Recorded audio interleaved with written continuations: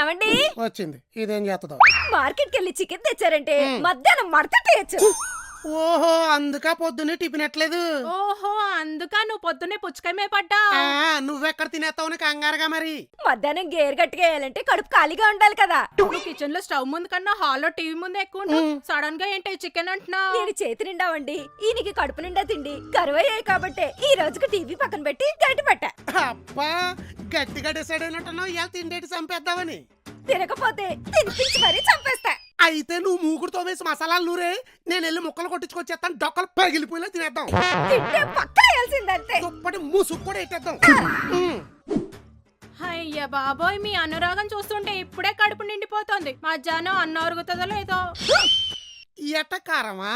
పెళ్లి చేసుకుంటే ప్రేమ అభిమానాల గురించి తెలిసేది. నీ ఈడోళ్ళంతా అత్తారిళ్ళకి వెళ్తుంటే నువ్వు మాత్రం ఈజిప్ట్ పిరమిడ్ లో ఇక్కడే పాతుకుపోయావు. మసిగొట్లు చుట్టేసిన మమ్మీ మొహం నువ్వును. వెళ్ళి పనికొచ్చి పని ఏమన్నా ఉంటే చూడు.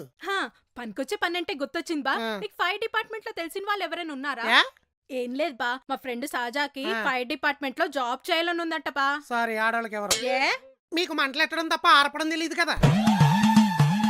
చూసింది చాలా, వెళ్ళి బేసిన్లు గడుగు. మాంసం తెస్తాను, మసాలా ఇట్టేద్దాం. చారి గారు ఎక్కడున్నారు? తొందరగా రండి, మార్కెట్ ని సంచులు ఎట్టుకొచ్చేద్దాం. పట్టుకుని అచ్చం ఆడలాగా ఉన్నాం. సూచించాలి వెళ్ళి.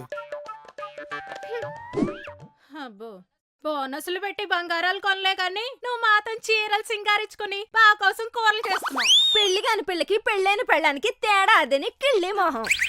దేంట్లోకి డైరెక్ట్ గా డైవింగ్ చేసేయకూడదు. కోడికి అందంగా మసాలా రాసి కూరకు రెడీ చేసినట్టే బోనస్ దొబ్బేయాలంటే మీ బావను కూడా అలాగే ప్రిపేర్ చేయాలి. ఓహో,